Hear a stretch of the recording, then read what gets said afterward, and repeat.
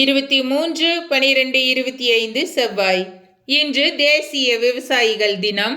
திருவருகை கால வார நாட்கள். இன்றைய புனிதர் காண்டி நகர் புனித யோவான். முதல் வாசகம். நீங்கள் ஆவலுடன் எதிர்பார்க்கும் உடன்படிக்கையின் தூதர் இதோ வருகிறார். மலாக்கி நூலிலிருந்து வாசகம்.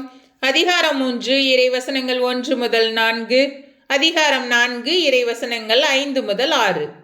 படைகளின் ஆண்டவர் கூறியது: இதோ நான் என் தூதனை அனுப்புகிறேன், அவர் எனக்கு முன் வழியை ஆயத்தம் செய்வார்.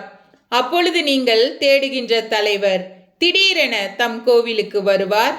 நீங்கள் ஆவலுடன் எதிர்பார்க்கும் உடன்படிக்கையின் தூதர் இதோ வருகிறார் என்கிறார் படைகளின் ஆண்டவர். ஆனால் அவர் வரும் நாளை தாங்கக்கூடியவர் யார்? அவர் தோன்றும் போது நிற்க வல்லவர் யார்? அவர் புடமிடுகின்றவரின் நெருப்பை போலும் சலவை தொழிலாளியின் சவர்க்காரத்தை போலும் இருப்பார். அவர் புடமிடுபவர் போலும் வெள்ளியை தூய்மைப்படுத்துபவர் போலும் அமர்ந்திருப்பார். லேவியின் புதல்வரை தூய்மையாக்கி பொன் வெள்ளியை போல் அவர்களை புடமிடுவார். அவர்களும் ஆண்டவருக்கு ஏற்புடைய காணிக்கை கொண்டு வருவார்கள். அப்பொழுது பண்டை காலத்தில் முன்னைய ஆண்டுகளில் இருந்தது போல் யூதாவின் காணிக்கையும் எருசலேமின் காணிக்கையும் ஆண்டவருக்கு உகந்தனவாய் இருக்கும். இதோ பெரியதும் அச்சத்தை தோற்றுவிப்பதுமான ஆண்டவரின் நாள் வருமுன் இறைவாக்கினர் எலியாவை நான் உங்களிடம் அனுப்புகிறேன்.